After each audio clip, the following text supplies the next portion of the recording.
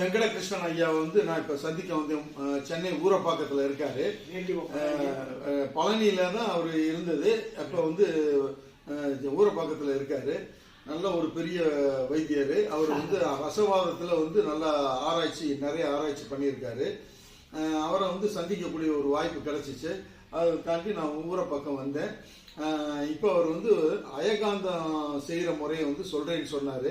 அதை உங்களுக்காண்டி அவர் சொல்கிறாரு, அதை கேட்டுக்குங்க. சொல்லுங்க அயகாந்தம். அயம் சுத்தமானது ஆற்று மணலில் இருந்து அயத்தை சேகரிக்கணும்.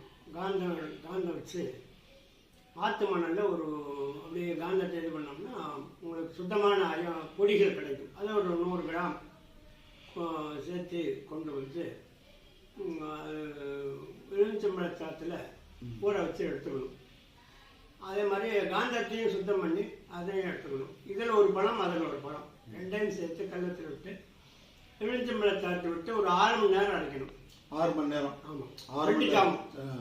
2 ஜாமம் அரைச்சி அப்புறம் அதை அப்படியே காய வச்சு காய வச்சு அகலில் வச்சு மண் அகலில் வச்சு புடம் போடணும். புடம் போட்டு எடுத்த பிறகு திரும்பி அதே மாதிரி கரிசலாங்கண்ணி அடித்தாலே இது மாதிரி 3 புடம் போடணும். முச்சங்கையில் முள்ளுச்சங்கு அதுலேயும் 3 படம்.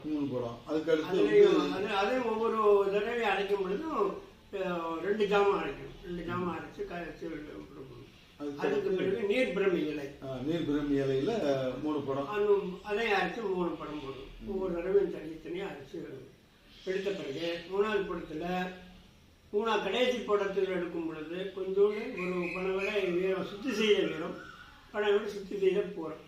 வீரம் பூரம் பணம் விட எடுத்து கடைசி படத்துக்கு விட்டு அரைச்சி எல்லாம் காய வச்சு படம் போட்டு எடுத்தோம்னா சுத்தமான அயக்காந்து சென்று வரும். என்ன நேரத்தில் வரும்? அது கருஞ்சிவப்புல வரும். என்னென்ன நோய்கள் கொடுக்கலாம்? சகலவிதமான ரத்த சம்பந்தமான நோய்கள், மேகநகர் 21, இழப்பு போக்குவரத்து, ரத்த குறைவு எதுவாக இருந்தாலும் நல்லா கேட்கும். நாடி நாமங்களாம் பலமாகும். யோக சித்தி, காய சித்தி இருக்குல்ல, இது ரொம்ப முக்கியமாக அடிப்படையான செந்தூரம் அயக்காந்த செந்தூரம். அனுமானம் வந்து தேன், நெய், திருவிடுகு சூரணம், சுக்கு சூரணம், இஞ்சி கஷாயம், இது மாதிரி எல்லாத்துக்கும் இஞ்சி சுக்கு போட்டு கொடுத்தோம்னா நம்ம வாத சம்பந்தமானதை கேட்கணும். எல்லாத்துக்கும் தெரியகடுக்கு பெஸ்ட். தெரியகடு சொன்னதுல சும்மா அரிசி அதில் சுக்கு மிளகு திப்பிலி இருக்கிறதுனால அது பெட்டர்ன்றீங்க. Right, okay. வாதப்பித்த 3 கேட்கும். நல்ல ரத்த சம்பந்தம் ஊறுறது, நல்ல பார்வை, திடம், கை கால் மூட்டு வலி, எங்கே வலி இருந்தாலும் இருக்கும். நல்ல ஆள் திடம் உங்களுக்கு நல்ல உடம்பு நல்ல தெம்பு கிடைக்கும். நல்ல பசி எடுக்கும். சரி, இதுக்கு பத்தியம் எதுவும் உண்டா?